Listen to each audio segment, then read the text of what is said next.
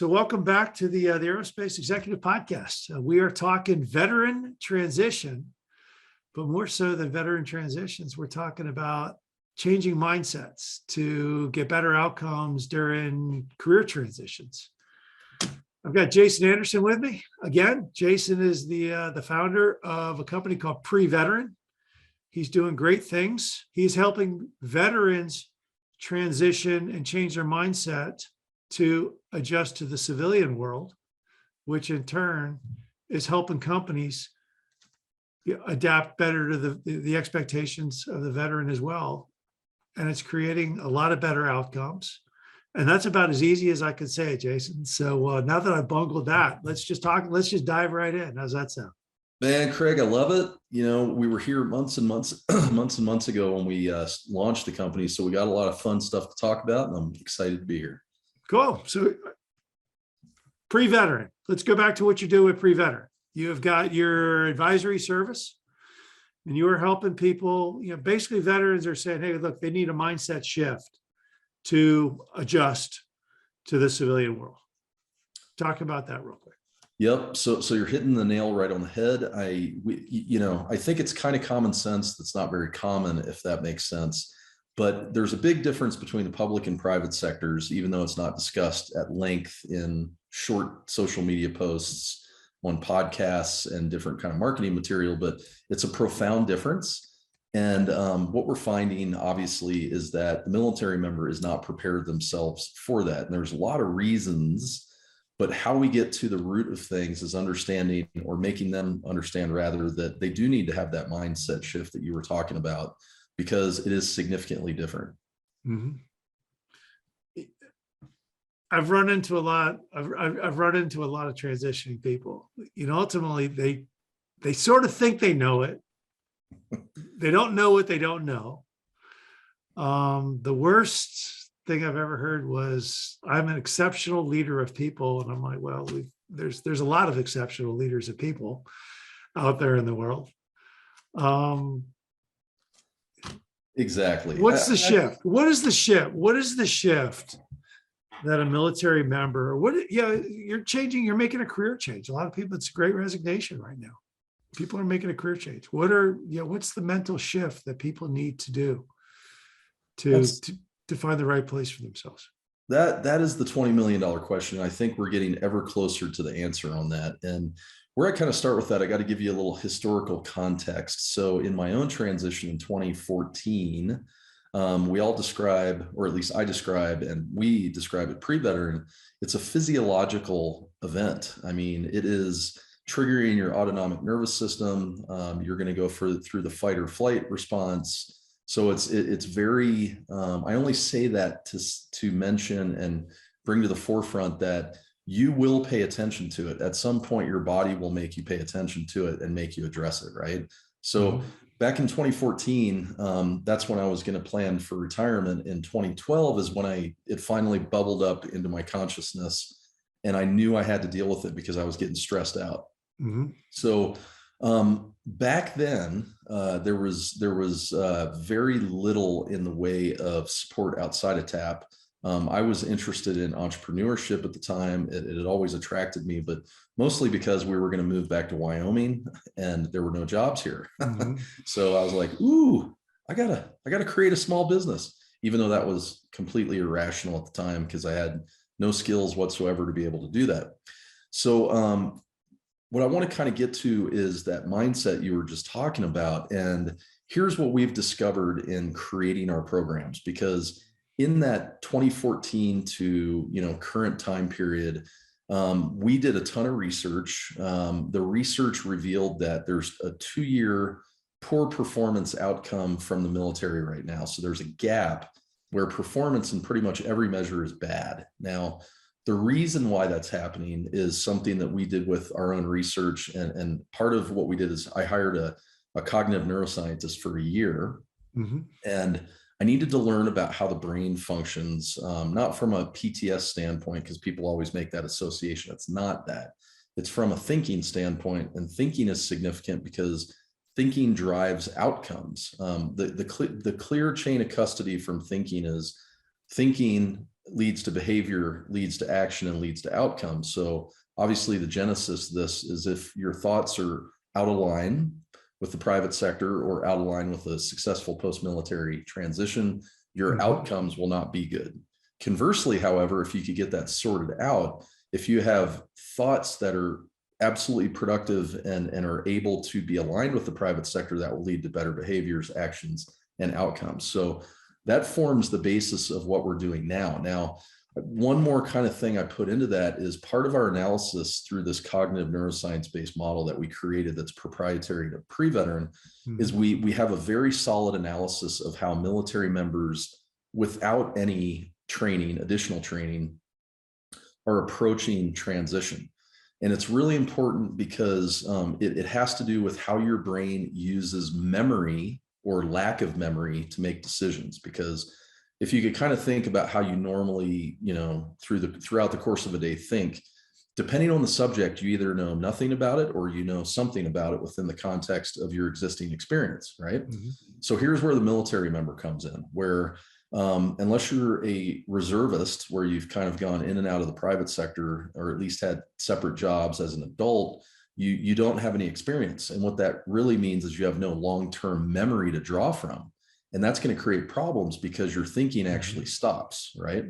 So what ends up happening is something that we've coined as the brain gap. And what this means is your brain is always trying to solve problems. So you now have a problem you got to solve. I can't think through this, right? So what do? You go to social media, you go to LinkedIn, you go to Facebook, you go to forums. You're listening to influencers. Influencers are telling you, do informational interviews, build a network, find a mentor, right? I mean, all these messages are out there, and it makes sense because your brain is trying to fill the gap that you have in that knowledge. Right. Here's the problem, right? Ask the transitioning service member that next line of question, just one more question, and it all comes apart like a house of cards. Like, for instance, okay, so you've been told build a network, find a mentor, do informational interviews. My question to everyone I talk to is, well, what are you going to ask that mentor? What are you going to ask that network? What are you going to ask that informational interviewer? And they're like, I don't know. So clearly there's a gap in what's being told, what's influencing your mind, and then what they're trying to do. Now, I don't fault the service member for doing this at all, right? Because their brain, they don't have the experience, so they're trying to find it elsewhere on social media, except the advice that's out there just doesn't seem to be getting them to a successful place right now. So that's one piece, Craig. Let me tell you one more. And so there's another side of that, right? So your military experience, whether it's 4 years or 30 years, is also going to play a huge role in how you think. And what you're going to try to do on that, and that's perhaps more insidious, is you're going to take your military related experience that you've gained over 4 or 30 years, and you're going to try to pull it over into the private sector one for one and use that matrix in your head for making decisions. And that becomes equally problematic. So in essence, the mind of the service member within what I just described becomes the biggest challenge to their own successful transition. No doubt. I mean, like what you're talking about is, in a lot of ways, it's a loss. You're walking out of a very comfortable place that you don't know where to go. It's like people got fired. They're like, whoa, I just got fired from my job. I've got nothing to look to, or I got nothing on the back end of this. All of a sudden they start to panic.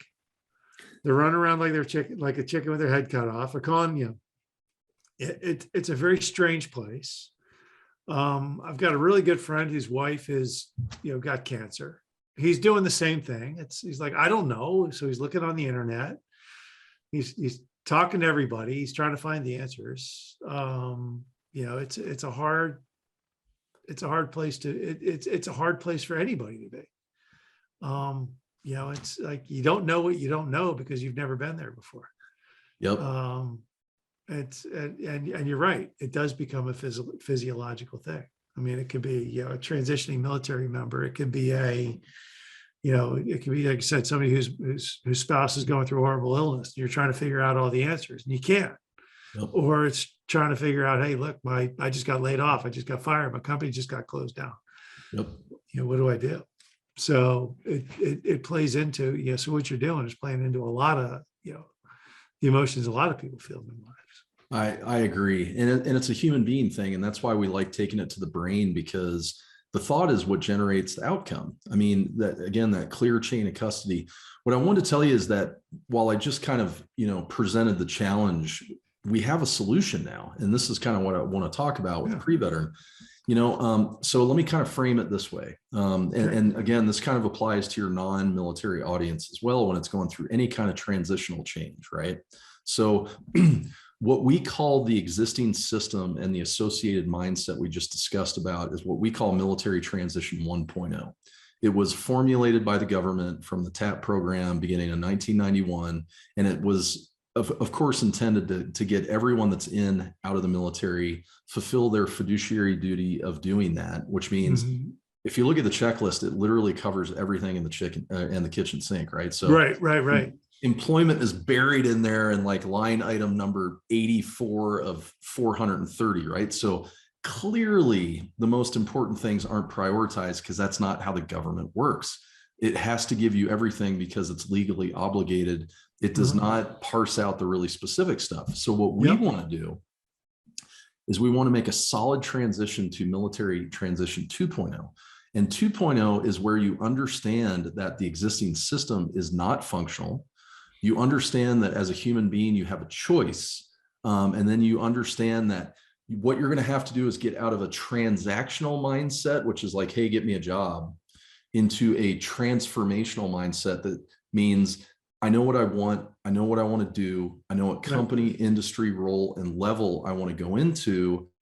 And you go into it knowing it's going to be a transformation, which means it's going to take time, which means it's going to take a framework, program, whatever you want to call it, for support, because there's got to be a framework to facilitate that transformation. There needs to be tools that are in there. And most importantly, there needs to be sustained support. So I'm challenging what you're saying, because I think even in the private sector market, not just the military, when you go through these transitional changes, people are still thinking transactionally, right? They're like, hey, I'll find a headhunter, I'll go find a recruiter, and they haven't done the upfront work to figure out who they are, what they want to do, what changes have influenced, the market or what I want to do. So this is deliberately where we want to go. Yeah, well, that's change. I mean, it's change. I can't tell you how many companies that's like, hey, Craig, help us. Okay, I help them. They get the person. They want immediate results. Well, wait a minute. We're talking change. You've got a new person on there. You gotta adapt to them a little bit. You got to figure out what makes them tick. That person's got to figure out what makes you tick. I want instant. We're not making coffee here. We're talking about people and emotions and things like that. So talk about it. So what are you doing? So at PreVeteran though, talk about the process of transformation 2.0. I mean, that's interesting. So let us first acknowledge that the institutional kind of way it's set up right now is a challenge. I mean, we're going to have to chip at it from an individual standpoint, and then individuals in the aggregate are going to start changing fundamentally how things are structured, is our going in kind of argument. So what we do is again, it's self-transformation. And so from a timeline standpoint, our ideal candidates are 1 year to 3 years out, right? And there's a reason for that. And there's more specifics because we got to talk more specifically. So the reason why the existing system does not work well is because it typically happens in the last 12 months. Well, what else happens in the last 12 months is you 3x your workload. It's just not into the national discourse, right? You're doing your normal job, which includes training, it includes family obligations. So that's just a steady state kind of effort you got to put in. Well, in your last 12 months, the next thing you got to do is disentangle yourself from the military. So you're doing all your out processing, you're doing all your capturing of medical records for potential VA, compensation. You're also making sure that you're, being read out from your security clearance. You're doing this for your family. It is a huge, huge time sink, right? So that's your 2x workload. Now your 3x workload is on top of that. You got to figure out who you are, what you want to do, and what you're going to do, how you're going to get paid. So you can imagine from a closest fire standpoint, it's going to be I got to do my job and do training, and my family obligations is number one. The next is I got to disentangle myself because I have no choice. So of course, the last one prioritized is perhaps the most important one. I got to figure out what my next life is going to be. Right. So Yeah. the system is already just flawed deeply. So what we're Right. saying is 1 to 3 years out, before you hit that descent and begin Right. all that extra activity. So what we're encouraged by is the vast majority of our students that have been through our first course are at the 1 to 4 year actually out. So the messaging has resonated with them because they're understanding that they need to get on a pathway to a more productive thought space, which leads to behavior, action, and outcome. And that's what we do. So we have 2 course offerings right now, right? And they're both centered around employment because that's where the market is. The market is, of the transitioning service member, which is big, 250,000 per year, 90+% go into employment, 60 to 70% of those 90% go into private sector employment. We just told you that there's a 2-year performance gap. Why don't we just get rid of that performance gap by doing, left of bang or before you transition this needed transformation and alignment to the private sector. And then we alleviate that 2-year gap. Right. Employers are going to get ready on day one. Employees, they'll know what company role and level they want to go into. So they're pretty much ready on day one, which means it's a better impact to the company. And it's a better talent that has a better chance of being retained, that has a better chance of being fulfilled because they've gone through the exercise of knowing who they are and what they want to do. It's a great thing. It helps, just like you said, you eliminate the 2-year performance gap. I mean, I was talking to 08, 09. Yep. He's out. He's getting out. He's like, all right, I'm out. What do I do? Like, what do you mean, what do I do? He's like, what do I do? I'm like, why weren't you thinking about this 2 years ago? You knew it was coming. Well, I don't know. What do you got for me? I'm like, well, I don't know. What are you good at? And therein lies too many people, they wait till that last minute. Or, once again, this is what I teach non-military people. 1 day a week, you need to have a networking call with somebody. 1 day a week, you need to be having a coffee or something different. You need to be doing something, because if your job blows up, you put your networks out and you've got a good idea what direction to go next. But nobody does. Nobody does it. I'm too busy. Well, you're too busy to take care of yourself. So what I think you're pointing at, and spot on, because you see as many of these folks as I do, right? It requires a behavior change for sure. So remember, thoughts drive behaviors. So we got to actually have a thought change, and the person has to be self-aware enough. They have to have 2 things. They have to be self-aware enough to know that those thoughts that they have right now are not going to lead to a successful outcome or a less than successful outcome. And this the other part to that is military people, because of that mindset heuristic or that existing military experience, have absolutely convinced themselves they can figure it out, even though they cannot articulate with any specificity how they're going to do it. They're just going to say, I'm going to be a blue collar guy. I'm going to go figure it out. And you're like, well, how are you going to do that? And they're like, I have no idea. So we get highly educated and rational people become highly irrational during this time period. And this is problematic, because going back to your 08 your conversation with the 08, right? What do you want me to do? So that is like, or what should I do, Craig, or help me out? This is quintessential military mindset heuristic. This is your military experience of being told what your job is and what you're going to do next. Again, it doesn't fault the intelligence of a clearly very intelligent class of people. It's just they've run so many cognitive cycles in their head, right? Of here's your AFSC, here's your MOS, here's your next job, go figure it out. That's not how it works, right? You're not given a job and then you go figure it out. It's you got to figure out what the jobs are and plug yourself into that. So it's a fundamental change. It's a little like this. It's like, I use the vacation analogy. My wife is incredibly organized. She's like organized, annoyingly organized, which I love about her, because we're going on vacation to Spain. Well, we're going to Spain, or we're going wherever. She's like, here's what we're going to do when we're in Spain. Everybody's like, cool. This is where we're going. She's got to figure it out. But imagine you drop it. What are we going to? Oh, we don't know. Let's just figure it out when we get there. You don't speak the language. You don't know the turf. You don't know the geography. Nobody. You don't know what's there. You don't know what's available. And this is what. And this is where the disconnect is. I fly F-18s off a flight deck. I'll figure it out. Well, no, you won't. You probably won't. And this is what makes HR leaders and hiring managers inside business mental, because they know that the average military person that's getting out is highly intelligent and brings a lot of skill, but it's all latent because nobody can communicate with each other. So let me kind of roll this back into 1.0, right? And why we're trying to change, because it's really important for companies, HR, hiring managers and whatnot. Think of the corrosiveness and the poison that's there because of the transition 1.0, right? Mm-hmm. Because it's been a blocky 1.0 program that's supposed to cater to everyone, which means by definition, it caters to no one.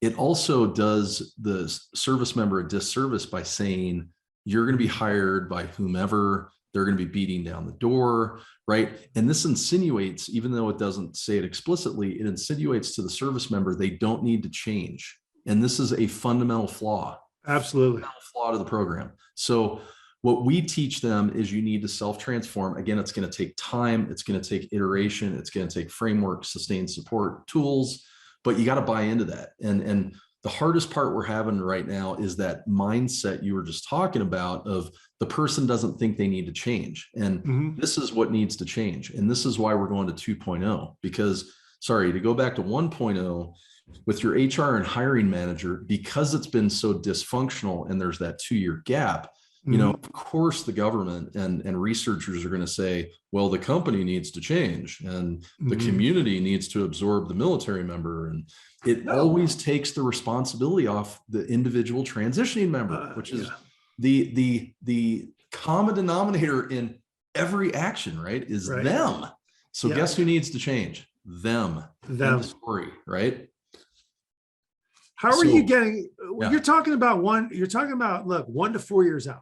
Yep. How are you reaching these people? You got some junior officers out there with, they've got 6-year obligations, or so year 2, you're going, hey, look, are you going to make this a career? And they're going, I don't know.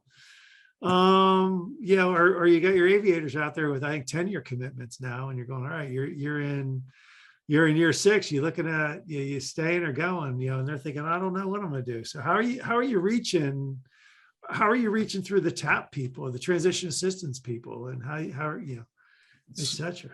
So we're taking, look, big institutional programs like this actually think they're doing well. It's part of the institution, right? They'll find some metric to say they're successful, even though they're demonstrably not, right? So the latest metric, I talk with in my mentor and peers and things like that kind of work on this stuff is, there's something, that the DoD pays the unemployment benefit for people that are unemployed. So back in 2012 is when the big hit was, and this was, post Lehman Brothers crisis and financial crisis. The DoD was paying $1 billion a year for unemployment benefit, right? $1 billion. Wow. A lot of money, right? This is 2012.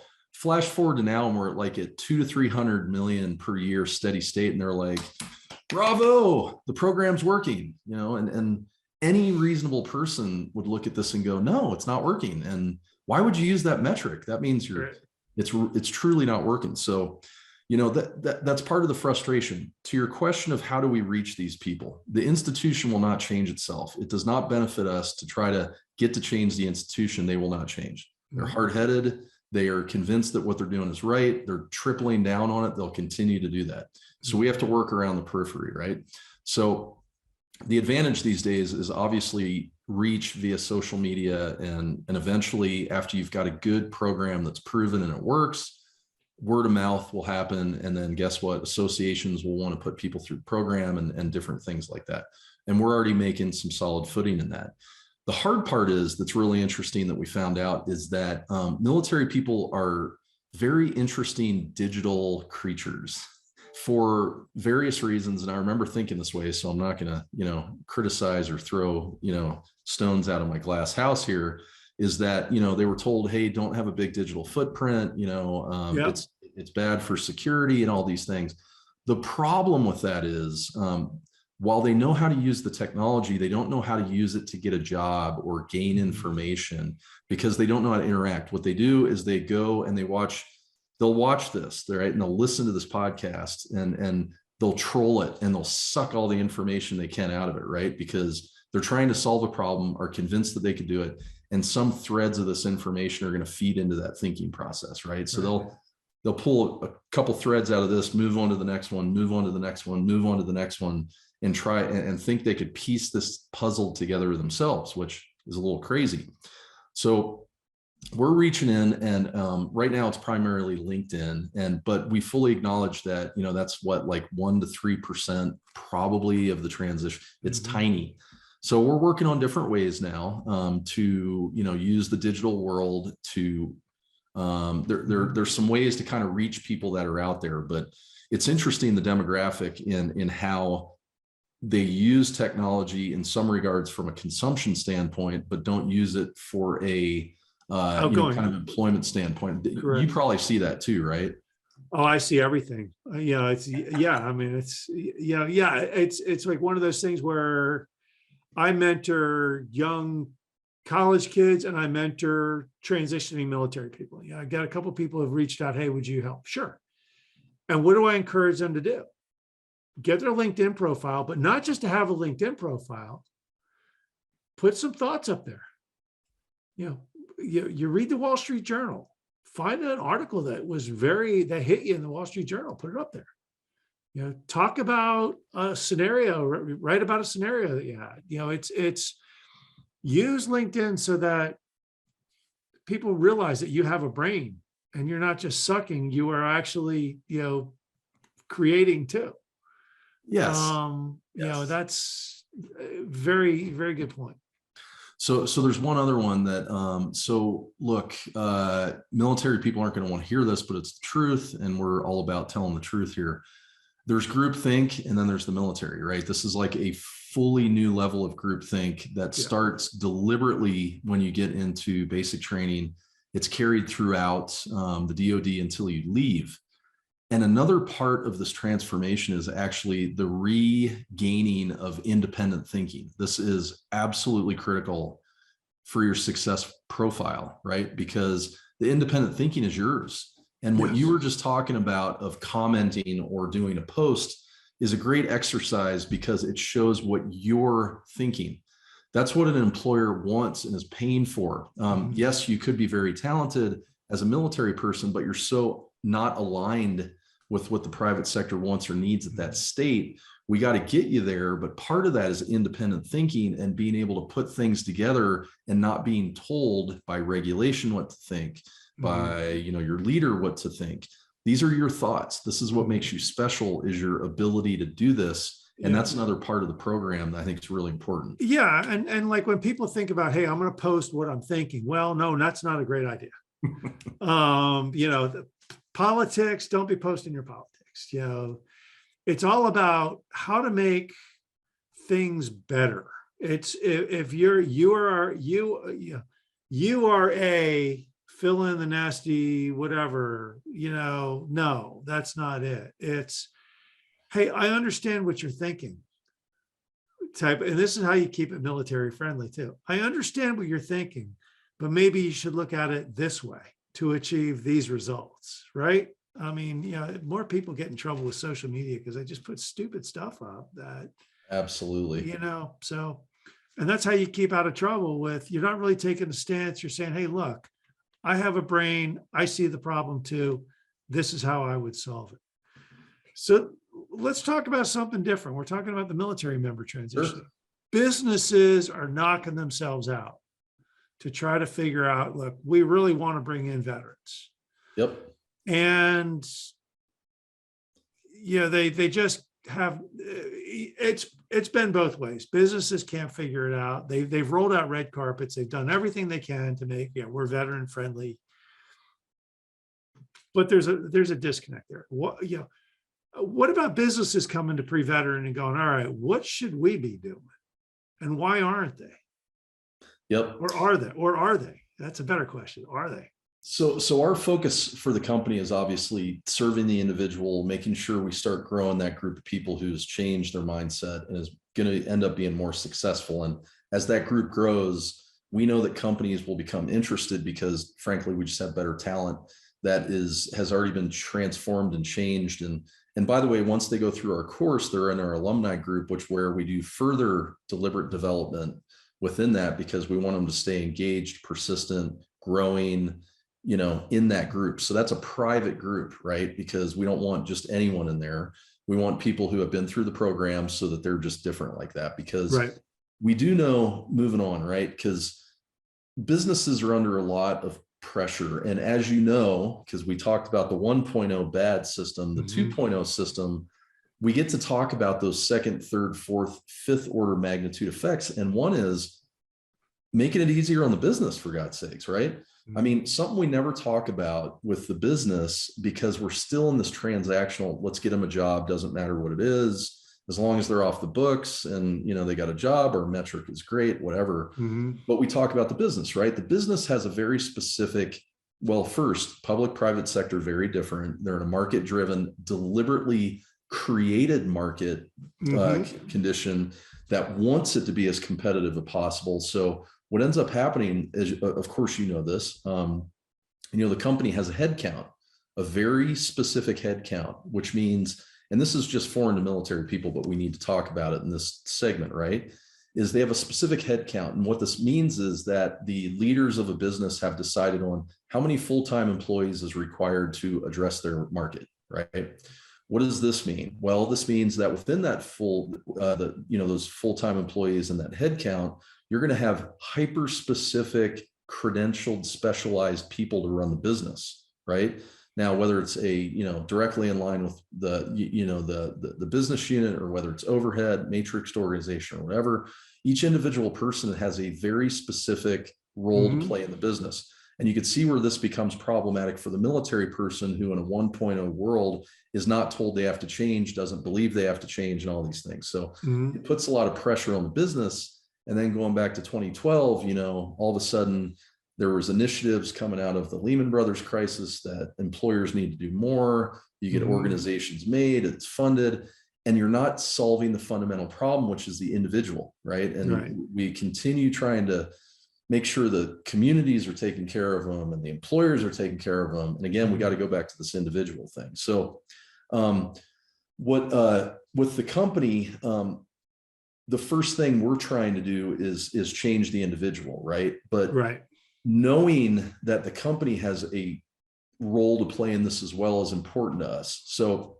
what we'd like to do is get them better talent, right? But we're new to the company. Our talent pipeline is growing, but it still is trickling in on approaching transition in the next year or months into the next thing. So that's part of it, is if we could control the supply. But on the employer side, they do have this thing called the civil military divide, right? So what's cool about that is our cognitive modeling works for a company just like it would for the transitioning member because it's a human model, right? So guess what? I mean, this is in all the research, so I'll just get right to the point with the employer. Now, remember, with our modeling, the human brain and more importantly, the resident memories are how you draw upon making a decision. So let's take an HR person, hiring manager who goes, hey, I need to hire a veteran. Statistically, 93% of the United States is not a veteran, which means they have no knowledge in their brain unless it's, from a second or third source. So guess what? When they process this information, they're going to have the same phenomenon from not knowing something to bringing in an existing experience into that thought process. So guess what? All the research shows that when they look at veterans, if they don't have personal experience of being a veteran, they think of them as either a hero or a PTSD person, right? Right. Which is completely unaligned with reality. However, I can show you that model and that to that company so that they can approach their hiring practices in a much more proactive, practical, functional fashion. because, you could call it unconscious bias. You can call it what you want. What we just call it is your normal thinking process, and how you're going to have gaps in how you think of the veteran, not because you're malicious or have any of these things. It's you don't have an existing memory. So it's just a bias. You hear, it's just a bias. It's just a bias, but I like it because the unconscious bias thing brings with it some really interesting social science. We like to think of it as just how normal human beings cognate. And if they don't have a memory of it, they're going to fill it in with commercials, anecdotal conversations, certainly things that aren't scientific, and it's going to skew how they think. So you can call it bias, you can call it whatever you want, but that's what happens. But we can do it in a much more better fashion that shows them that. I got you. So PreVeteran, helping transitioning members and businesses get better aligned to better hiring outcomes and better career transition outcomes. How do people get a hold of you? You betcha. So they can get hold of us at PreVeteran.com. So I'll break this down into two segments. If you're an individual that is transitioning out of the military, we have plenty of resources on the website. Plus we have routine courses. Our first course is employment prep course. It's being held in February, July, and October of every year moving forward. And then if you are a business, what we invite you to do is just go to the Contact Us page. We're setting that up for a later launch to talk to B2B kind of opportunities. But if you'd like help on your program and using a cognitive neuroscience-based model that really gets to the heart of how to make your HR and hiring practices much more efficient. And we can also help you on the supply end of that from an talent standpoint. Just get a hold of us on the Contact Us page and we'll get back with you within 24 hours. Awesome. So Jason Anderson at PreVeteran.com. Thanks for coming on. Appreciate it, Craig. Always good. Thank you. Awesome. Thank you. I hope you enjoyed the latest edition of the Aerospace Executive Podcast. You can reach out to me directly, Craig at NorthstarESG.com, or check us out at www.northstaresg.com. You can subscribe to this podcast on iTunes, Stitcher, Podbean, or on YouTube. Just do a search for Aerospace Executive Podcast. Thanks again.